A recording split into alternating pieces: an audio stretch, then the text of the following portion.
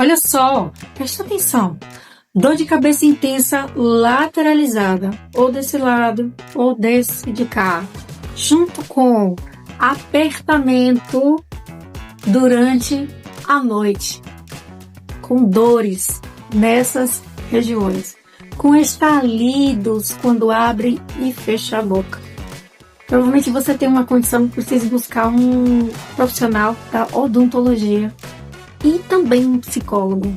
Isso pode ter a ver com bruxismo.